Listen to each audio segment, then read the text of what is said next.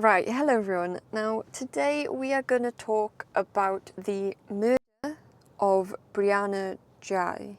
At first, the case shocked people in the UK because of how young the victim was. Then it shocked people even more when investigators revealed that the murderers were also teenagers.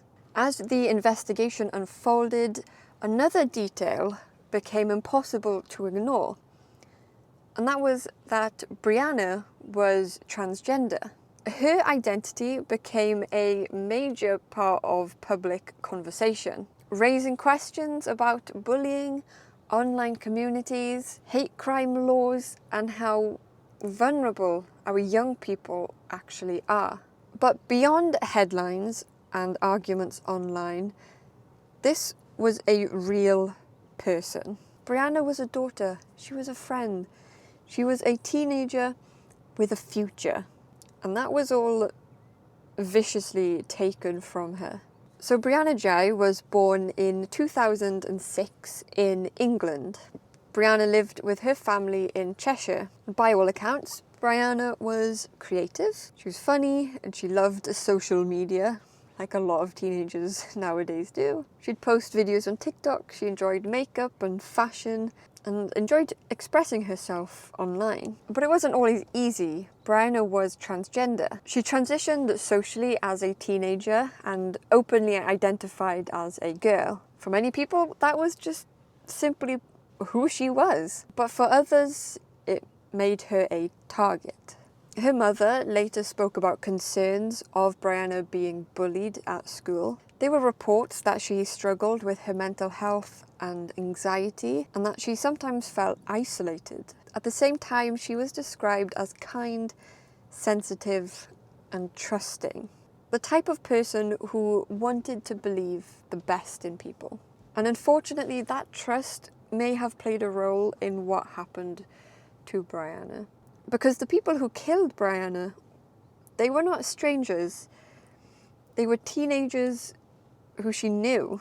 On February 11th, 2023, Brianna made plans to meet her friends. The meeting place was Culcheth Linear Park. It's a public walking area in Warrington. It was daytime. Nothing about the situation seemed unusual. But what Brianna didn't know was that this meeting had been arranged as a trap.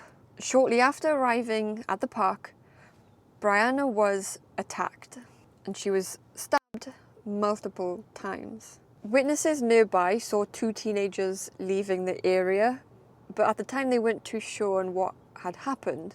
Emergency services were called, they arrived at the scene, but unfortunately, Brianna had died, and she was only 16 years old. At first, the police treated this as a murder investigation without releasing too many details. But as the news spread that the victim was a transgender girl, the case quite quickly became national news. Obviously, people began asking if this was a hate crime. Was she targeted because she was transgender, or was something else going on? The answers wouldn't come immediately, because the investigation was about to take a turn. Police moved quickly after the attack, and within 24 hours, two suspects were arrested. Both were teenagers, the same age as Brianna, one boy, one girl. But because of their age, their identity wasn't revealed at first. And what shocked investigators was how calm these suspects were. There was no sign of panic, no attempt to run or to hide, and there was no obvious motive. But when police looked deeper, they found messages. Lots of messages. These suspects had been talking online about violence, about murder, about hurting other people. It was said that some of these conversations were disturbing. They were talking about killing people. They would talk about planning attacks. They even talked about Brianna before her murder. So at this point, investigators start to believe that this wasn't a random attack. This was planned. And this changed everything. So when the case went to court, the full story started to come out. The two killers were later named as Scarlett Jenkinson and Eddie Ratcliffe. They were named after they were convicted. The prosecution said how the pair had developed a fascination with violence. They had discussed harming other people before her murder. These two had made lists of people they could target, and they even mentioned Brianna as someone who they could meet alone. On the outside, their lives looked normal, lived with their families, they went to school, they were just normal teenagers. Or so it seemed, because their messages told a different story. In their messages, they talked about wanting to know what killing someone felt like. They talked about poisoning, talked about stabbing, talked about torture. And eventually, they arranged to meet Brianna in that park. During the trial, the court examined whether Brianna being transgender played a role in her murder. And there were some messages that showed that the killers had made comments about Brianna's identity. However, the jury concluded that the motive was not hatred alone, but instead a mixture of obsession, curiosity to violence, and bullying. Even so, many people believe that her identity made her more vulnerable, because she trusted people who may not have accepted her. Finally, in February 2024, both killers were found guilty of murder. They were sentenced to life in prison with minimum terms of more than 20 years. And the judge described the crime as brutal, planned, and deeply disturbing. Even after the verdict, a lot of questions remained.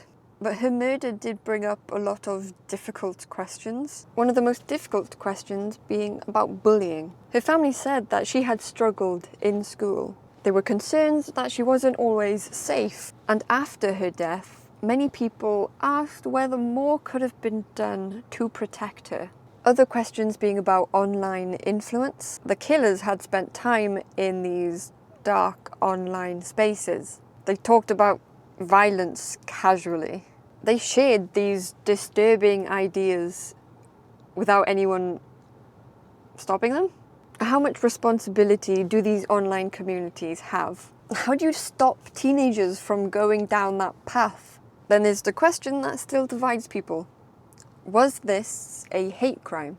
The court did not rule it purely as a hate crime, but Brianna being transgender was clearly part of the story. Her death became a symbol for many people who feel unsafe because of who they are. For her family though, this wasn't about politics. It was about their girl who should still be here today. Anyway, thank you for watching, thank you for listening and keeping Brianna's name alive. It is important that we remember these people, remember their names, who were so cruelly taken. If you want more of these types of videos, let me know. You can like, comment, share, subscribe if you want. And if you have any cases you think should be covered next, leave any suggestions in the comments below. So thank you again for listening, and I will see you in the next one. Ta-da!